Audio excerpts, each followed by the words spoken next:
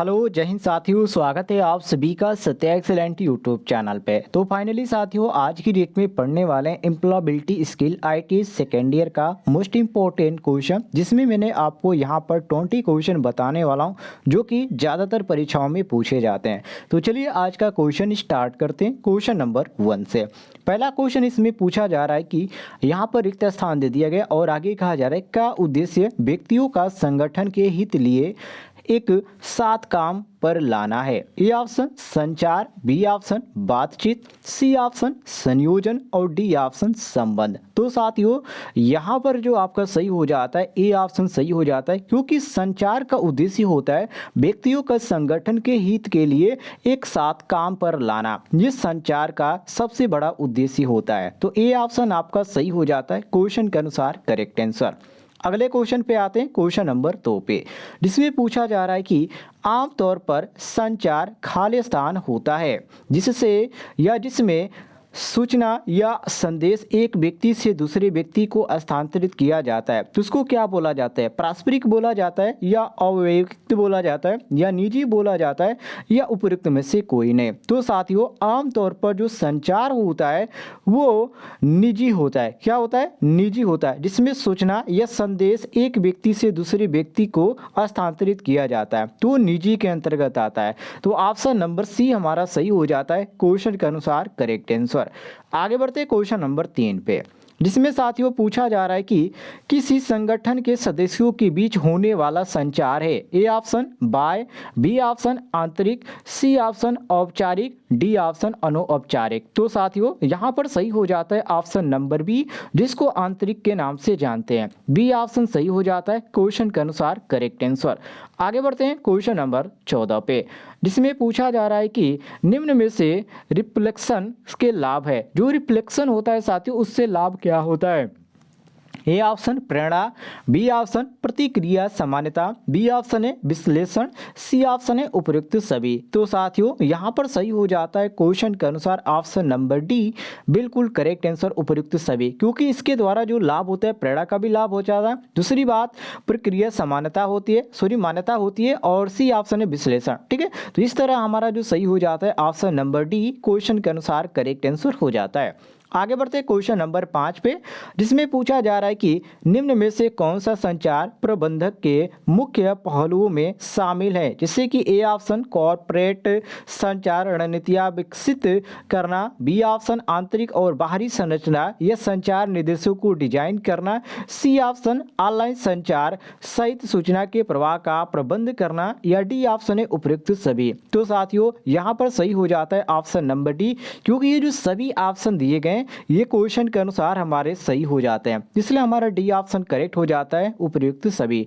D option correct answer मारेंगे। आगे बढ़ते हैं क्वेश्चन नंबर 6 पे, जिसमें साथियों क्वेश्चन नंबर 6 में पूछा जा रहा है कि निम्न में से कौन सा कार्यस्थल पर कर्मचारियों द्वारा उपयोग किए जाने वाला मुख्य ऐप है। A option Trello, B option सुकेडू, और यहाँ पर दिया गया सी ऑप्शन जेंडेक्स, और डी ऑप्शन देंगे उपयुक्त सभी। तो साथियों देखिए कर्मचारियों द्वारा जो उपयोग किया जाता है ये सारे एप्लीकेशन उपयोग किया जाता है किस कार्य में? तो कार्यस्थल पर कर्मचारियों द्वारा ये ज़्यादातर उपयोग किया जाता है एप्लीकेशन का है। जैसे मैं यहाँ पर आपको 3 एप्लीकेशन दिए गए हैं नाम, तो यहाँ पर आपका सही हो जाता है option number D correct answer मिला लीजिएगा। आगे बढ़ते हैं साथियों क्वेश्चन नंबर 7 पे, जिसमें यहाँ पर पूछा जा रहा है कि फीडबैक महत्वपूर्ण है क्योंकि इसका रीजन क्या है। किसी को आप फीडबैक देते हैं इसका मतलब क्या होता है? तो साथियों इसका मतलब होता है कि यह परफॉर्मेंस में सुधार के लिए दिया जाता है। मान लीजिए कोई भी एप्लीकेशन है उसका आपने देखा होगा फीडबैक, तो वहाँ पर फीडबैक क्या देता है? कोई भी एप्लीकेशन में गलतियाँ होती है या कोई भी सुधार कराना होता है या कोई भी कार्य नहीं करता है सही से, तो आप उसको क्या करते हैं? फीडबैक देते हैं। तो उसको क्या करते हैं? सुधार करने के लिए। तो ऑप्शन नंबर ए हमारा सही हो जाता है क्वेश्चन के अनुसार करेक्ट आंसर। आगे बढ़ते हैं साथियों क्वेश्चन नंबर 8 पे, जिसमें यहाँ पर पूछा जा रहा है कि फीडबैक खालिस्तान के संबंध में दिया जाता है। ये किसके संबंध में दिया जाता है? प्रेरणा के संबंध में, या एक कंपनी के संबंध में, या एक उत्पाद के संबंध में, या उपयुक्त सभी। तो फीडबैक साथियों जो दिया जाता है सभी के अंतर्गत दिया जाता है। प्रेरणा के अंतर्गत भी दिया जाता है और कंपनी के अंतर्गत भी दिया जाता है और एक उत्पाद के अंतर्गत भी दिया जाता है। तो ऑप्शन नंबर डी हमारा सही हो जाता है क्वेश्चन के अनुसार करेक्ट आंसर।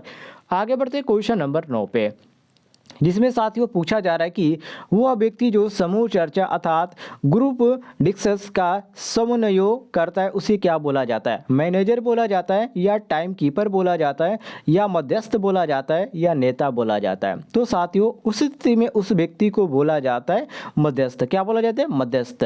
तो ऑप्शन नंबर सी हमारा सही हो जाता है करेक्ट आंसर। आगे बढ़ते हैं क्वेश्चन नंबर 10 पे, जिसमें साथियों पूछा जा रहा है कि एक समूह को दिशा दिखाने के लिए निम्न में से किन गुणों की आवश्यकता होती है? नेतृत्व की, बी ऑप्शन अच्छी उपस्थिति की, C option open body language की या डी ऑप्शन संचार कौशल की? तो साथियों यहाँ पर सही हो जाता है ऑप्शन नंबर ए, जो कि नेतृत्व की जरूरत पड़ती है। तो हमारा ए ऑप्शन सही हो जाता है क्वेश्चन के अनुसार, करेक्ट आंसर मिला लीजिएगा।